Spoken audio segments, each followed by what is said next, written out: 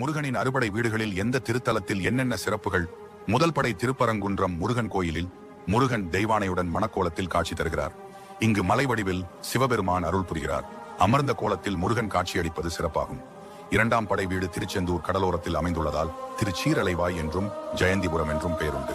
இங்கு முருகப்பெருமான் சூரபத்மனை அழித்ததாக கந்தபுராணம் கூறுகிறது. மூன்றாம் படை பழனி சித்தர்கள் வாழ்ந்த புண்ணிய பூமியாகும். பழனி முருகர் சிலைபோகர் சித்தரால் நவபாஷாணத்தால் உருவாக்கப்பட்டது. இங்கு அபிஷேகம் செய்யப்பட்ட பஞ்சாமிர்தம், பால், தீர்த்தம் சாப்பிட்டால் சகல நோய்களும் தீரும். நான்காவது வீடு தன்னை விட தன் பிள்ளைகள் அறிவுடையவர்களாக இருப்பது தந்தைக்கு மகிழ்ச்சியை தரும்.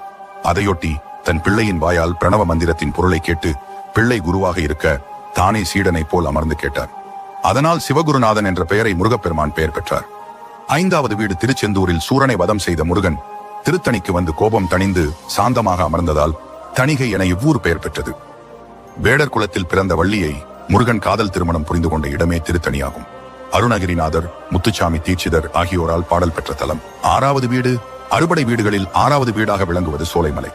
அவ்வை பாட்டியிடம் சுட்ட பழம் வேண்டுமா, சூடாத பழம் வேண்டுமா என்று கேட்ட முருகன், உலக வாழ்க்கைக்கு கல்வி அறிவு மட்டும் போதாது, இறையருள் என்னும் மெய்யறிவும் வேண்டும் என்பதை உணர்த்த திருவிளையாடல் புரிந்த இடம்